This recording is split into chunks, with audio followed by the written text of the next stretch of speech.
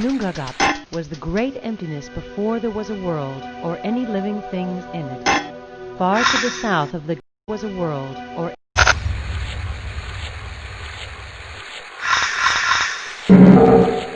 Gunungagap was the great emptiness before there was a world or any living things in it. Far to the south of the Gunungagap was the fiery realm of Muspel, with its long hot rivers full of poison and vast lakes of fire. Nothing could grow in this burning realm.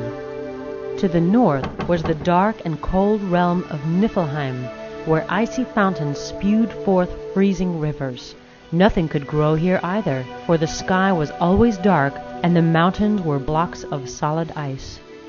Slowly, over years and years and years, the fiery blasts from Muspel began to melt the icy mountains of Niflheim. Out of the melting ice, the giant Ymir emerged, the first being of the vast Gunungagap. Next to him, there emerged a cow from the ice.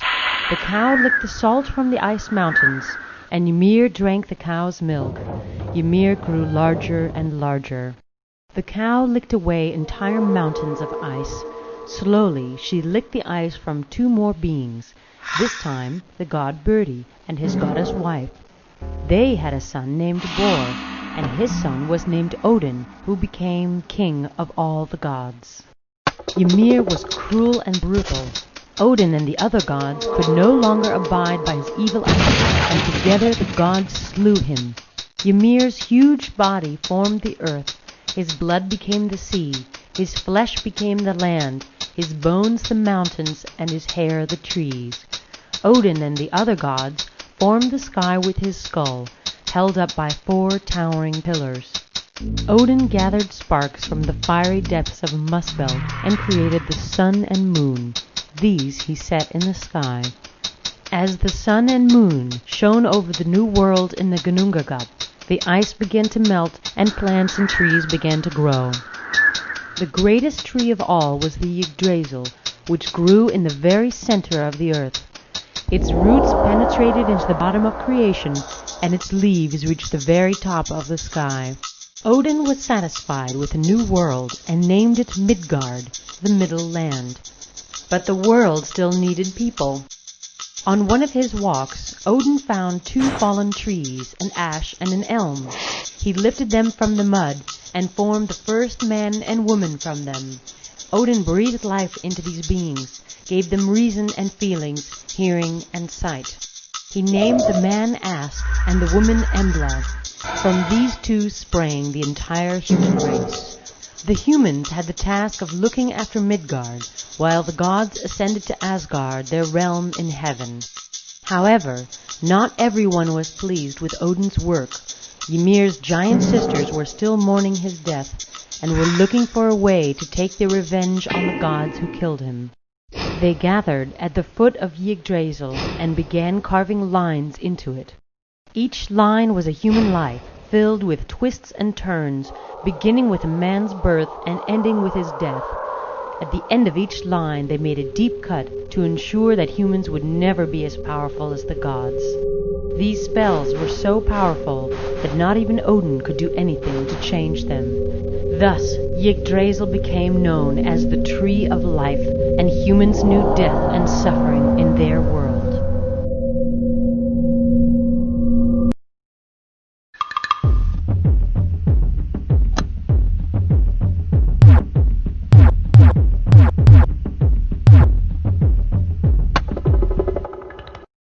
In the beginning there was Tekore, the nothing. From Tekore came Tepo, the night. There were many nights. The last night joined with space, and there came into being 2 thoughts. These thoughts were called Ranni, the Sky Father, and Papa, the Earth Mother. They were so much in love that they held each other tightly and refused to let go of each other. Thus the sky and the earth were joined solidly together. There was no light on the earth, as Ranni and Papa's tight embrace prevented it. There was not even enough room for time to slip between them.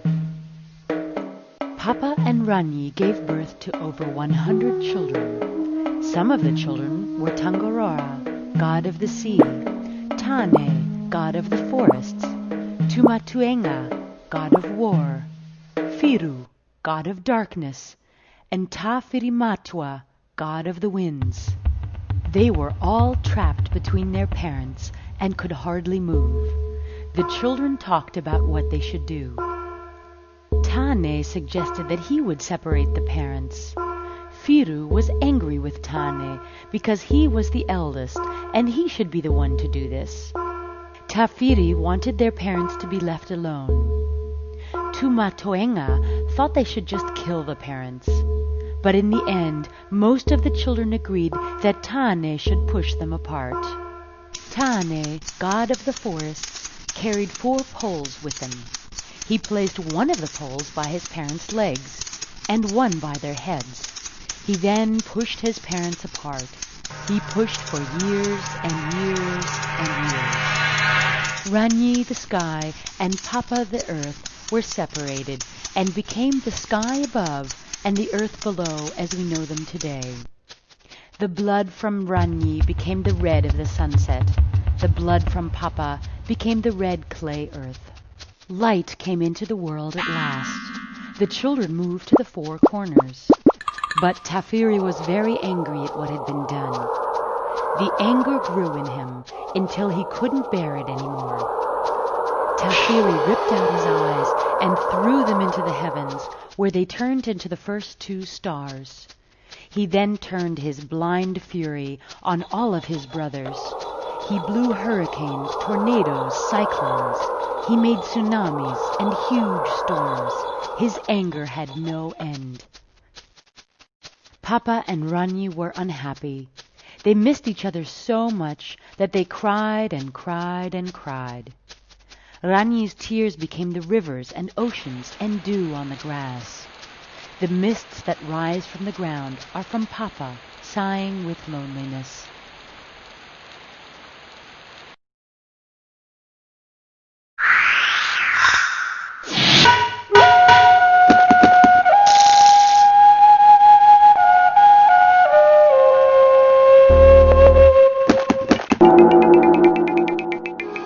Before this world was created, there was the sky world, high above the endless waters.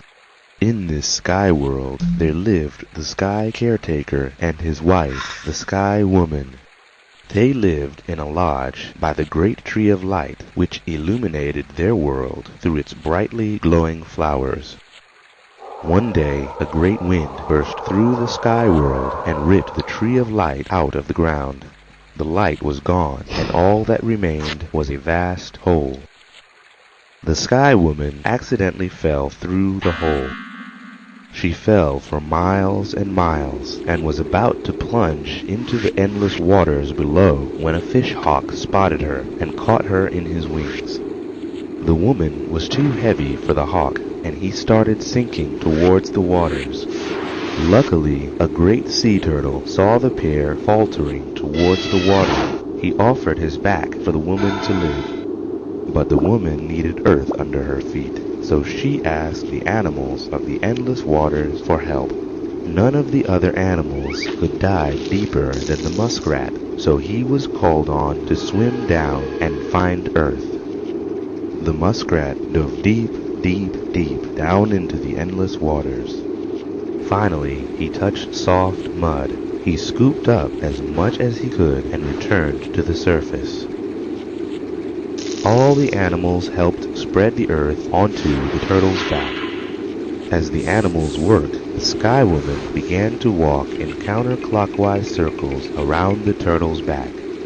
As she walked, the turtle began to grow. The woman walked in larger and larger circles around the turtle's back, and the turtle grew and grew and grew. Finally, the turtle was the size of the earth we know today. Together, the sky woman and the animals built lakes and mountains and forests and vast plains. The woman had a daughter who became the Earth Mother. Earth Mother bore 3 daughters, corn, beans, and squash, and twin sons, the evil-minded flint and the good-minded sapling. The good sun sapling created the sun, the moon, plants, and other animals. He created all the pleasant things we have on earth.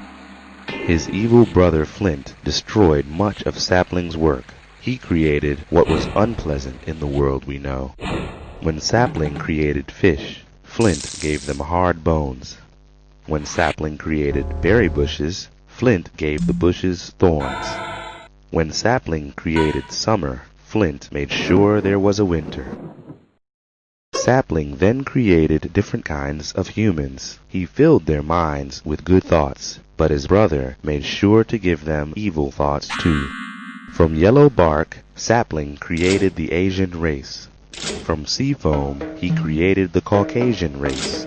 He created Africans from dark clay.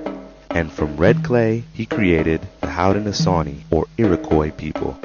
But these different humans could not live together in the same place. They were constantly at war. Each race was then separated and put into each of the four corners of the world. The world is still carried by a giant sea turtle over the endless waters, and the different races still make war to this day.